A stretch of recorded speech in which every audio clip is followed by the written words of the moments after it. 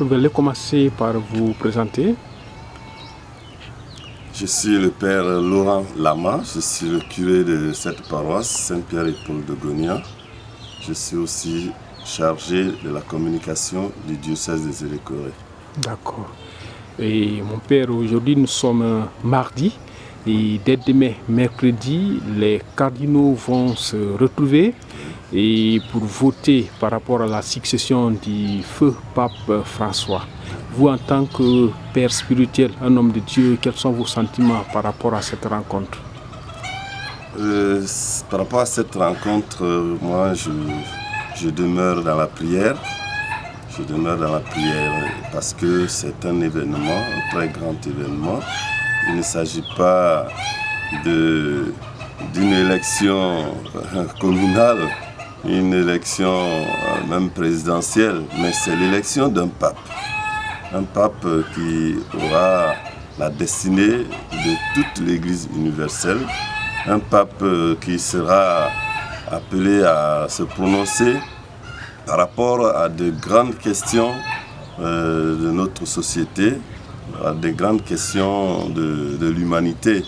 Et donc le choix d'un tel homme n'est pas un choix facile. Alors je demeure dans la prière et dans la confiance aussi, dans la foi en Dieu, que voilà, cette élection va bien se passer. D'accord.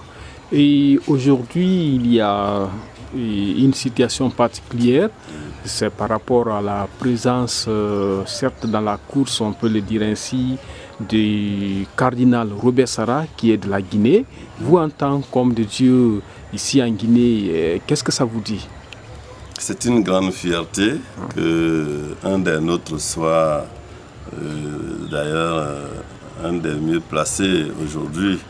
Et le cardinal Sarah a déjà été un des favoris dans le temps, même à l'époque où le monde entier devrait encore élire le pape Benoît XVI. Le cardinal Sarah était un des favoris. Et encore à l'élection du pape François, ça a été la même chose. Aujourd'hui, c'est encore beaucoup plus accentué.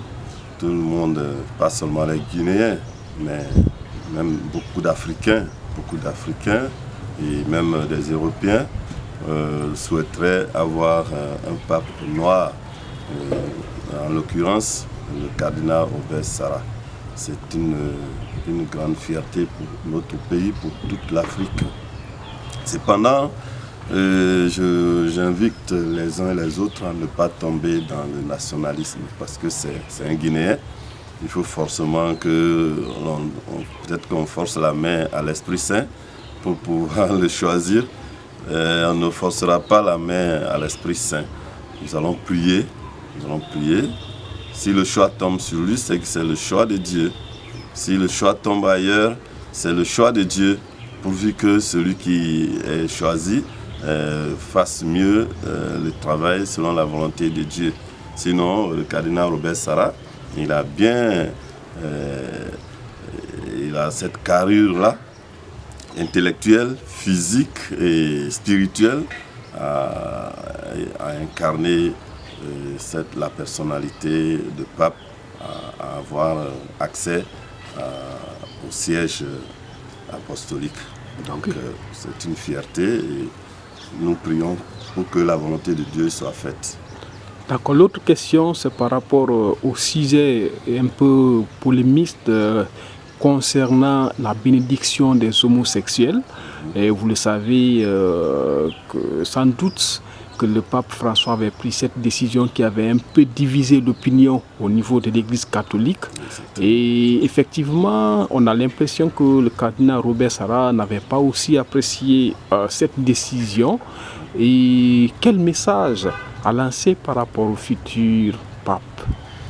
Effectivement, le cardinal Sarah n'était d'ailleurs pas le seul cardinal à exprimer sa désolation par rapport à cette décision qui avait été tout de même qui était venue du pape François. Alors ça a été une grande polémique. Et Robert Sarah et tant d'autres Africains, selon notre culture africaine, c'est une pratique qui n'est pas acceptée dans nos sociétés africaines. Alors, même nous, prêtres, et puis beaucoup de laïcs africains, on n'a pas apprécié sur le fond, parce que vraiment, de façon culturelle, on n'admet pas cette pratique de l'homosexualité. Et donc le prochain pape qui vient, de toute façon, les uns et les autres savent déjà ce qui a été fait par rapport autour de ce sujet, ce qui a été dit. Et je crois que le pape n'est pas le seul, même si c'est lui qui a la destinée de toute l'Église universelle, mais il est à ses côtés des cardinaux qui l'aident dans sa gouvernance. Et donc, on ne peut pas croire qu'il viendra tout de suite là prendre le contre-pied de ce que le pape François a dit ou a décidé. Mais ce sera des études qui sont faites progressivement et ce que l'Esprit Saint va décider, ça sera décidé. Mais ce qui est sûr, la polémique autour de la bénédiction des couples homosexuels n'avait pas quand même fait l'unanimité. Et donc le pape tiendra compte de tous ces facteurs-là pour pouvoir décider quoi faire par rapport à ces gens-là. Parce que pour le pape François, il fallait peut-être, sinon la bénédiction en tant que telle, nous bénissons même les animaux, nous bénissons les véhicules.